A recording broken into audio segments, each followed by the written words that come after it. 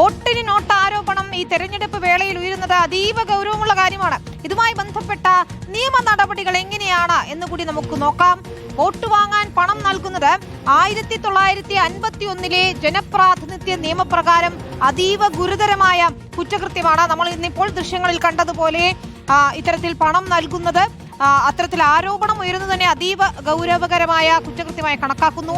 അഴിമതി നിയമപ്രകാരമുള്ള കുറ്റകൃത്യമായി തന്നെ കണക്കാക്കുന്നുണ്ട്. സ്ഥാനാർത്ഥി മാത്രമല്ല, അദ്ദേഹത്തിന്റെ ഏജന്റോ മറ്റാരെങ്കിലുമോ സ്ഥാനാർത്ഥിയുടെ സമ്മതത്തോടെ വോട്ടർമാർക്കോ മറ്റ് സ്ഥാനാർത്ഥികൾക്കോ അങ്ങനെ ആർക്കെങ്കിലും പണമോ സമ്മാനങ്ങളോ നൽകുന്നത് അഴിമതിയായി തന്നെയാണ് വിലയിരുത്തുന്നത്. അതായത് സ്വാധീനിക്കുന്ന തരത്തിൽ പണമോ മറ്റു സമ്മാനങ്ങളോ, ഇപ്പോൾ നമ്മൾ കണ്ടില്ലേ, സാരി നൽകുന്നത് പോലെയുള്ള സമ്മാനങ്ങളോ നൽകിയാൽ അത് അഴിമതിയായി തന്നെ കണക്കാക്കും.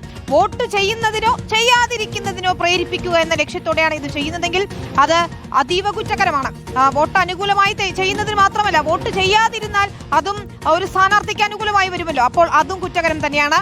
ഈ തെരഞ്ഞെടുപ്പ് വേളയിൽ പണം വിതരണം ചെയ്യുന്നത് ശ്രദ്ധയിൽപ്പെട്ടാൽ തെരഞ്ഞെടുപ്പ് കമ്മീഷൻ നിയോഗിച്ചിട്ടുള്ള ഉദ്യോഗസ്ഥർക്ക്, നമ്മൾ പറഞ്ഞതുപോലെ ഫ്ലൈയിങ് സ്ക്വാഡിന് ആ പണം പിടിച്ചെടുക്കാനും ബന്ധപ്പെട്ടവർക്കെതിരെ FIR രജിസ്റ്റർ ചെയ്യാനും അധികാരമുണ്ട് എന്നതാണ് ഏറ്റവും പ്രധാനപ്പെട്ട കാര്യം. ഇക്കാര്യത്തിൽ സ്ഥാനാർത്ഥിയെ അയോഗ്യയാക്കുന്ന നടപടിക്രമം കൂടി ഉണ്ടാകും. അതെങ്ങനെയാണ് എന്നുകൂടി നമുക്ക് നോക്കാം. അതായത് ഈ ആരോപണം തെളിയിക്കപ്പെട്ടാൽ ആ സ്ഥാനാർത്ഥി അയോഗ്യയായി മാറുമെന്നതാണ് ഏറ്റവും നിർണായകമായ കാര്യം. ഒരാൾ വോട്ട് വാങ്ങാൻ പണം നൽകി എന്ന് തെളിഞ്ഞാൽ തെരഞ്ഞെടുപ്പ് ഫലം പ്രഖ്യാപിച്ച ശേഷം ഹൈക്കോടതിയിൽ തെരഞ്ഞെടുപ്പ് ഹർജി നൽകാൻ കഴിയും.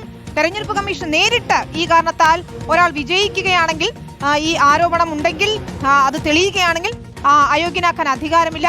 കോടതിയിൽ കുറ്റം തെളിയുകയാണെങ്കിൽ ആ സ്ഥാനാർത്ഥിയുടെ വിജയം റദ്ദാക്കാനും അയോഗ്യയാക്കാനും കോടതിക്ക് ഉത്തരവിടാൻ കഴിയും. അഴിമതി നടപടികളിൽ ഏർപ്പെട്ടുവെന്ന് കോടതി കണ്ടെത്തിയാൽ ആ വ്യക്തിക്ക് അടുത്ത 6 വർഷം വരെ തെരഞ്ഞെടുപ്പുകളിൽ മത്സരിക്കുന്നതിന് വിലക്ക് ഏർപ്പെടുത്തുകയും ചെയ്യും. അങ്ങനെ വിലക്കുന്നതിന് കഴിയുമെന്നതാണ് ഏറ്റവും നിർണായകമായ കാര്യം. കോടതി അഴിമതി ശരിവെച്ചാൽ ആ സ്ഥാനാർത്ഥിയുടെ തെരഞ്ഞെടുപ്പ് നൾ ആൻഡ് വോയിഡ് ആയി പ്രഖ്യാപിക്കപ്പെടും എന്നതുകൂടിയുണ്ട്.